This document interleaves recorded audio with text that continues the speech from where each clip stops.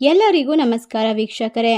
October 21 ಬಹಳ ಭಯಂಕರವಾಗಿರುವ ಶಕ್ತಿಯುತವಾಗಿರುವಂತಹ ಅಮಾವಾಸ್ಯೆ. ಈ ಒಂದು ಭಯಂಕರವಾಗಿರುವಂತಹ ಬಹಳಷ್ಟು ಶಕ್ತಿಶಾಲಿಯಾಗಿರುವ ದೀಪಾವಳಿ ಅಮಾವಾಸ್ಯೆಯ ದಿನ ಲಕ್ಷ್ಮೀ ಪೂಜೆಯಿಂದ ಇವರ ಕನಸು ನನಸಾಗ್ತಾ ಹೋಗುತ್ತೆ. ಸಂಪೂರ್ಣವಾಗಿ ಅದೃಷ್ಟವನ್ನು ಬರಮಾಡ್ಕೊಳ್ತಾರೆ.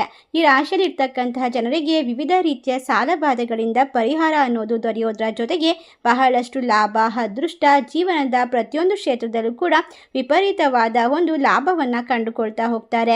ಇವರಿಗೆ ಇರ್ತಕ್ಕಂತಹ ನಾನಾ ರೀತಿಯ ಕಷ್ಟಗಳು ದೂರವಾಗಿ ಸುಖ, ಸಮೃದ್ಧಿ, ನೆಮ್ಮದಿಯ ಜೀವನ ಅನ್ನೋದು ಸಿಗ್ತಾ ಹೋಗುತ್ತೆ. ಈ ರಾಶಿಯವರ ಭವಿಷ್ಯದಲ್ಲಿ ಇನ್ನು ಮುಂದೆ ಅದ್ಭುತವಾದ ಫಲಿತಾಂಶವನ್ನು ಪಡೆದುಕೊಳ್ಳಬಹುದಾಗಿದೆ. ಯಾವುದೇ ರೀತಿಯ ಕಷ್ಟಗಳು ಬಂದರೂ ಕೂಡ ಈ ಒಂದು ದೀಪಾವಳಿ ಅಮಾವಾಸ್ಯೆಯ ನಂತರ ಇವರ ಜೀವನದಲ್ಲಿ ಹೊಸ ಬೆಳಕಿನ ಒಂದು ಹಬ್ಬ ಶುರುವಾಗ್ತಾ ಇದೆ. ಇದರಿಂದ ಇವರ ಜೀವನ ಸುವರ್ಣ ಅಕ್ಷರಗಳಿಂದ ಬರೆಯಲ್ಪಡುತ್ತೆ ಅಂತ ಹೇಳಿದ್ರೆ ತಪ್ಪಾಗೋದಿಲ್ಲ. ಇವರು ಮುಟ್ಟಿದ್ದೆಲ್ಲ ಚಿನ್ನವಾಗುತ್ತೆ. ವಿಶೇಷವಾಗಿ ಕುಬೇರ ಯೋಗ ಪ್ರಾಪ್ತಿಯಾಗ್ತಾ ಇದೆ. ಹೌದು, ಈ ರಾಶಿ ಚಕ್ರದಲ್ಲಿರ್ತಕ್ಕಂತಹ ಜನರಿಗೆ ಇನ್ನು ಮುಂದಿನ ಹಲವಾರು ವರ್ಷಗಳವರೆಗೂ ಕೂಡ ಲಕ್ಷ್ಮೀ ದೇವಿ ಹಾಗೂ ಕುಬೇರ ದೇವನ ಸಂಪೂರ್ಣವಾದ ಅನುಗ್ರಹ ಆಶೀರ್ವಾದದಿಂದಾಗಿ ಇವರ ಬಾಳು ಬಂಗಾರವಾಗುತ್ತೆ. ನೀವು ಮಾಡುವಂತಹ ಪ್ರತಿಯೊಂದು ಕಾರ್ಯ, ಕೆಲಸದಲ್ಲೂ ಕೂಡ ವಿಶೇಷವಾಗಿ ಅದ್ಭುತವಾದ ಲಾಭವನ್ನು ಕಂಡುಕೊಳ್ತಾ ಹೋಗ್ತೀರಾ. ನಿಮ್ಮ ಜೀವನದಲ್ಲಿ ಯಾವುದೇ ಒಂದು ಅಹಿತಕರ ಘಟನೆಗಳು ಇನ್ನು ಮುಂದೆ ನಡೆಯೋದಿಲ್ಲ. ಹಾಗಾದರೆ ಇಷ್ಟೆಲ್ಲ ಲಾಭವನ್ನು ಪಡೆದುಕೊಳ್ಳುವ ಅದೃಷ್ಟವಂತ ರಾಶಿಗಳು ಯಾವ್ಯಾವು, ಯಾವೆಲ್ಲ ರೀತಿಯ ಲಾಭವನ್ನು ಜೀವನದಲ್ಲಿ ಬರಮಾಡಿಕೊಳ್ತಾರೆ, ಯಾವೆಲ್ಲ ಕಷ್ಟಗಳಿಂದ ಹೊರಬರ್ತಾರೆ ಎಂಬ ವಿಶೇಷವಾದ ಮಾಹಿತಿಯನ್ನು ಇವತ್ತಿನ ವಿಡಿಯೋದಲ್ಲಿ ನೋಡ್ತಾ ಹೋಗೋಣ. ಅದಕ್ಕೂ ಮುನ್ನ ನೀವು ಕೂಡ ದೇವರು ಹಾಗೂ ಜ್ಯೋತಿಷ್ಯ ಶಾಸ್ತ್ರವನ್ನು ನಂಬೋದಾದರೆ ಈಗಲೇ ಓಂ ಲಕ್ಷ್ಮೀ ದೇವಿ ನಮಃ ಎಂದು ತಪ್ಪದೇ ಕಮೆಂಟ್ ಮಾಡಿ ನಮ್ಮ ಚಾನಲ್ಗೆ ಸಬ್ಸ್ಕ್ರೈಬ್ ಮಾಡಿ. ಸರ್ವೇ ಜನ ಸುಖಿನೋ ಭವಂತು ಅಂತ ಹೇಳ್ತಾ, ಮೊದಲನೇ ರಾಶಿ ಬಂದು ಅದೃಷ್ಟವಂತ ರಾಶಿಯಲ್ಲಿ ಮಿಥುನ ರಾಶಿ. ಈ ರಾಶಿ ಚಕ್ರದಲ್ಲಿರ್ತಕ್ಕಂತಹ ಜನರಿಗೆ ಬಹಳಷ್ಟು ಲಾಭ, ಅದೃಷ್ಟ, ನೆಮ್ಮದಿಯ ಜೀವನ, ಕಷ್ಟಗಳಿಂದ ಪರಿಹಾರ. ಅಷ್ಟೇ ಅಲ್ಲದೆ ನೀವು ಅಂದುಕೊಂಡಂತಹ ಕೆಲಸದಲ್ಲಿ ವಿಶೇಷವಾಗಿ ಲಾಭ ಸಿಗ್ತಾ ಹೋಗುತ್ತೆ. ಅದೃಷ್ಟದ ಸುರಿಮಳೆ ಸುರಿತಾ ಹೋಗುತ್ತೆ. ರಾಶಿ ರಾಶಿ ಹಣವನ್ನು ಬರಮಾಡ್ಕೊಳ್ತೀರಾ. ನೆಮ್ಮದಿ ಅನ್ನೋದನ್ನು ಕಂಡುಕೊಳ್ತೀರಾ. ಜ್ಯೋತಿಷ್ಯ ಶಾಸ್ತ್ರದ ಪ್ರಕಾರ ಪ್ರತಿಯೊಂದು ಹಬ್ಬಕ್ಕೂ ಕೂಡ ವಿಶೇಷವಾದ ಮಹತ್ವ ಇರುತ್ತದೆ. ಅದೇ ರೀತಿ ಈ ರಾಶಿ ಚಕ್ರದಲ್ಲಿರುವಂತಹ ಜನರಿಗೆ ಈ ಒಂದು ಬೆಳಕಿನ ಹಬ್ಬ ದೀಪಾವಳಿಯಿಂದ ಸಂಪೂರ್ಣವಾಗಿ ಲಕ್ಷ್ಮೀ ದೇವಿಯ ಕೃಪಕಟಾಕ್ಷ ನಿಮ್ಮ ಮನೆ ಬಾಗಿಲಿಗೆ ಬರುತ್ತದೆ. ಇದರಿಂದ ನಿಮ್ಮ ಕನಸನ್ನು ಸಂಪೂರ್ಣವಾಗಿ ನನಸು ಮಾಡಿಕೊಳ್ಳಬಹುದು. ಮುಂದಿನ ರಾಶಿ ಕುಂಭರಾಶಿ. ಕುಂಭರಾಶಿಯಲ್ಲಿರ್ತಕ್ಕಂತಹ ಜನರಿಗೆ ಈ ಒಂದು ದೀಪಾವಳಿ ಅಮಾವಾಸ್ಯೆಯ ನಂತರ ಬಹಳಷ್ಟು ಲಾಭ, ರಾಜಯೋಗ, ನೆಮ್ಮದಿಯ ಜೀವನ, ಕಷ್ಟಗಳಿಂದ ಬಿಡುಗಡೆ, ಅದೃಷ್ಟದ ಸುರಿಮಳೆ ಸುರಿತಾ ಹೋಗುತ್ತೆ. ನೀವು ಮಾಡುವಂತಹ ಕೆಲಸದಲ್ಲಿ ವಿಪರೀತವಾದ ಲಾಭವನ್ನು ಪಡ್ಕೊಳ್ತೀರಾ. ಯಾವುದೇ ಹೊಸ ಬಿಸ್ನೆಸ್ಸನ್ನು ಪ್ರಾರಂಭ ಮಾಡಬೇಕು ಅಂತ ಅಂದ್ಕೊಂಡಿದ್ರು ಕೂಡ ಈ ಒಂದು ದೀಪಾವಳಿ ಮುಗಿದ ನಂತರ ಪ್ರಯತ್ನಿಸಿದ್ದೇ ಆದಲ್ಲಿ ಹಣಕಾಸಿನ ಸಮಸ್ಯೆ ದೂರವಾಗುತ್ತೆ. ಹೊಸ ಯಶಸ್ಸು ನಿಮ್ಮನ್ನು ಕಾಯ್ದು ಕೂತಿದೆ ಅಂತ ಹೇಳಿದ್ರೆ ತಪ್ಪಾಗೋದಿಲ್ಲ. ಈ ಸಂದರ್ಭ ಲಕ್ಷ್ಮೀ ದೇವಿಯ ಅನುಗ್ರಹ ನಿಮ್ಮ ಜೀವನದ ಕತ್ತಲೆಯನ್ನು ದೂರ ಮಾಡಿ ಜ್ಞಾನ, ಸಂತೋಷ ಮತ್ತು ಸಮೃದ್ಧಿಯ ದೀಪಗಳನ್ನು ಬೆಳಗಿಸುವಂತಹ ಮಂಗಳಕರವಾದ ಹಬ್ಬವಾಗಿದೆ.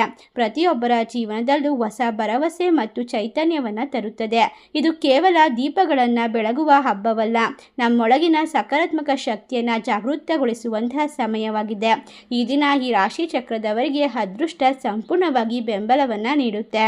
ಮುಂದಿನ ರಾಶಿ ವೃಶ್ಚಿಕ ರಾಶಿ. ವೃಶ್ಚಿಕ ರಾಶಿಯವರಿಗೆ ಈ ದೀಪಾವಳಿ ಹಬ್ಬ ಶುಭ ಸಂದರ್ಭದಲ್ಲಿ ಲಕ್ಷ್ಮೀ ದೇವಿಯು ಸಂಪತ್ತು ಮತ್ತು ಸೌಭಾಗ್ಯವನ್ನು ಕರುಣಿಸ್ತಾಳೆ.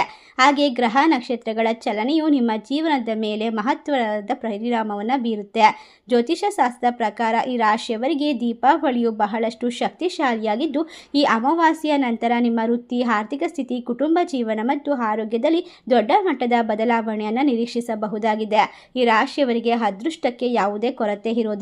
ಜಾತಕದಲ್ಲಿ ಇರ್ತಕ್ಕಂತಹ ಶುಭಗಳೆಲ್ಲ ದೂರವಾಗಿ ಶುಭ ಫಲಗಳು ಪ್ರಾಪ್ತಿಯಾಗುತ್ತೆ. ಗ್ರಹಗಳ ಸ್ಥಾನ ಉತ್ತಮವಾಗ್ತಾ ಹೋಗುತ್ತೆ. ಶುಭ ಗ್ರಹಗಳು ಜಾತಕದಲ್ಲಿ ಬಲವಾಗಿದ್ದರೆ ಜ್ಞಾನ, ಎಲ್ಲವನ್ನ ಗೆಲ್ಲುವ ಶಕ್ತಿ, ಸಂತೋಷ, ನೆಮ್ಮದಿ, ಸಂಪತ್ತು ಪ್ರಾಪ್ತಿಯಾಗುತ್ತೆ. ಅಂದಹಾಗೆ ಈ ರಾಶಿ ಚಕ್ರದ ಲಗ್ನದ ಸ್ಥಾನದಲ್ಲಿ ಶನಿ ಸಂಚಾರ ಮಾಡ್ತಾ ಇರೋದ್ರಿಂದ ಈ ರಾಶಿಯವರಿಗೆ ಅತ್ಯುತ್ತಮವಾದ ಸ್ಥಾನ, ಲಾಭ, ಗೌರವ ಎಲ್ಲ ಕೂಡ ಸಿಗ್ತಾ ಹೋಗುತ್ತೆ. ಅಡ್ಡಿ ಆತಂಕಗಳು ದೂರವಾಗುತ್ತೆ. ಶತ್ರುಗಳ ಕಾಟದಿಂದ ಪರಿಹಾರ ಅನ್ನೋದು ದೊರೀತಾ ಹೋಗುತ್ತೆ. ಮುಂದಿನ ರಾಶಿ ಮಕರ ಮಕರ ರಾಶಿಯಲ್ಲಿರ್ತಕ್ಕಂತಹ ಜನರಿಗೆ ಈ ಒಂದು ಶಕ್ತಿಶಾಲಿ ಭಯಂಕರವಾಗಿರುವಂತಹ ದೀಪಾವಳಿ ಅಮಾವಾಸ್ಯೆಯು ಹೊಸದನ್ನ ಕರುಣಿಸಲಿದೆ. ನಿಮ್ಮೆಲ್ಲ ಆಸೆಗಳನ್ನ ಈಡೇರಿಸಲಿದ್ದಾನೆ ಗುರು. ಹಾಗೂ ಬುಧ ಗ್ರಹದ ಸಂಪೂರ್ಣ ಅನುಗ್ರಹದಿಂದ ನಿಮ್ಮ ಜೀವನದಲ್ಲಿ ಹೊಸದಾದ ಹುದ್ದೆಗಳು ಸಿಗಬಹುದು, ಬಡ್ತಿಯನ್ನ ಪಡೆದುಕೊಳ್ಳುವ ಸಾಧ್ಯತೆ ಇದೆ. ಈ ಒಂದು ಶಕ್ತಿಶಾಲಿ ದೀಪಾವಳಿ ಅಮಾವಾಸ್ಯೆಯ ಸಮಯ ನಿಮಗೆ ಅನುಕೂಲಕರವಾಗಿರುತ್ತೆ. ವೃತ್ತಿ ಜೀವನದಲ್ಲಿ ಸವಾಲುಗಳು ಮತ್ತು ಅವಕಾಶಗಳು ಎರಡೂ ಸಿಗ್ತಾ ಹೋಗುತ್ತೆ. ಕೆಲಸದ ಸ್ಥಳದಲ್ಲಿ ನಿಮ್ಮ ಪರಿಶ್ರಮಕ್ಕೆ ಮನ್ನಣೆ ಸಿಗಲಿದ್ದು, ನಿಮ್ಮ ಸಹೋದ್ಯೋಗಿಗಳಿಂದ ಸಣ್ಣ ಪುಟ್ಟ ಭಿನ್ನಾಭಿಪ್ರಾಯಗಳು ದೂರವಾಗುತ್ತೆ. ತಾಳ್ಮೆ ಮತ್ತು ಸಂವಹನ ಸಮಸ್ಯೆಯಿಂದ ನೀವು ಬಗೆಹರಿಸಿಕೊಳ್ಳಬಹುದು. ಈ ಒಂದು ಪರಿಹಾರ ಅನ್ನೋದು ವಿಸ್ತರಣೆ ಆಗ್ತಾ ಹೋಗುತ್ತೆ. ನಿಮ್ಮ ಜೀವನದಲ್ಲಿ ಎಂದಿಗಿಂತ ಉತ್ತಮ ಮಟ್ಟದ ಲಾಭವನ್ನು ಪಡ್ಕೊಳ್ತೀರಾ. ವ್ಯಾಪಾರವನ್ನು ಬಲಪಡಿಸಿಕೊಳ್ಳುವಂತಹ ಸಾಧ್ಯತೆ ಹೆಚ್ಚಾಗಿದೆ. ನಿಮ್ಮ ಅದೃಷ್ಟದ ಬೆಂಬಲದಿಂದಾಗಿ ನಿಮ್ಮ ಕಷ್ಟಗಳು ದೂರವಾಗ್ತಾ ಹೋಗುತ್ತೆ. ಮುಂದಿನ ರಾಶಿ ಧನಸ್ಸು ರಾಶಿ. ಧನಸ್ಸು ರಾಶಿಯಲ್ಲಿರ್ತಕ್ಕಂಥ ಜನರಿಗೆ ಆದಾಯದ ಹೊಸ ಮೂಲಗಳು ಸೃಷ್ಟಿಯಾಗುತ್ತೆ. ಅನಿರೀಕ್ಷಿತ ಖರ್ಚುಗಳು ದೂರವಾಗುತ್ತೆ. ಯಾವುದೇ ದೊಡ್ಡ ಹೂಡಿಕೆಗಳನ್ನು ಮಾಡುವ ಮೊದಲು ಎಚ್ಚರಿಕೆಯನ್ನು ವಹಿಸಬೇಕು. ಸಾಲ ನೀಡುವುದನ್ನು ಅಥವಾ ಸಾಲ ಪಡೆಯುವುದನ್ನು ಸಾಧ್ಯವಾದಷ್ಟು ತಪ್ಪಿಸಿ. ಈ ಒಂದು ಅಮಾವಾಸ್ಯೆ ನಂತರ ನಿಮ್ಮ ಆರೋಗ್ಯದ ಮೇಲೆ ಜಾಗೃತಿಯನ್ನು ವಹಿಸಬೇಕು. ಹಣಕಾಸಿನ ವಿಘ್ನಗಳನ್ನು ದೂರ ಮಾಡಿಕೊಳ್ಳಬಹುದು.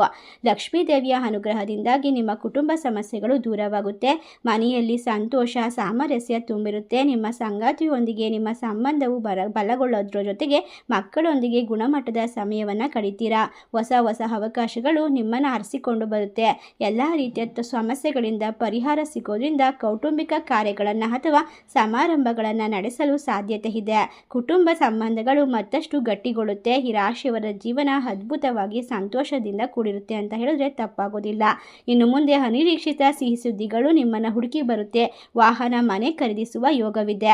ಈ ಭಯಂಕರವಾದ ಅಮಾವಾಸ್ಯೆ ಮುಗಿದ ನಂತರ ನಿಮ್ಮಲ್ಲಿರುವಂತಹ ಗೊಂದಲಗಳು ಒತ್ತಡಗಳು ಸಂಪೂರ್ಣವಾಗಿ ದೂರವಾಗಿ ನಿಮ್ಮ ಶ್ರಮಕ್ಕೆ ತಕ್ಕ ಪ್ರತಿಫಲವನ್ನು ಪರೀಕ್ಷೆಗಳಲ್ಲಿ ಪಡೆದುಕೊಳ್ಳಬಹುದಾಗಿದೆ. ಇಷ್ಟೆಲ್ಲ ಅದೃಷ್ಟ ಲಾಭವನ್ನು ಅಮಾವಾಸ್ಯೆ ನಂತರ ಕಂಡುಕೊಂಡು ನೆಮ್ಮದಿಯ ಜೀವನವನ್ನು ಬರಮಾಡಿಕೊಳ್ಳುವ ಅದೃಷ್ಟವಂತ ರಾಶಿಗಳು ಯಾವ್ಯಾವು ಅಂತ ನೋಡೋದಾದ್ರೆ, ಈ 5 ರಾಶಿಗಳಲ್ಲಿ ನಿಮ್ಮ ರಾಶಿ ಇದ್ದರೂ ಇಲ್ಲದಿದ್ದರೂ ಭಕ್ತಿಯಿಂದ ಓಂ ಲಕ್ಷ್ಮೀ ದೇವಿ ನಮಃ ಎಂದು ತಪ್ಪದೇ ಕಮೆಂಟ್ ಮಾಡಿ ನಮ್ಮ ಚಾನಲ್ಗೆ ಸಬ್ಸ್ಕ್ರೈಬ್ ಮಾಡಿ. ಸರ್ವೇ ಜನ ಸುಖಿನೋ ಭವಂತು. ಧನ್ಯವಾದಗಳು.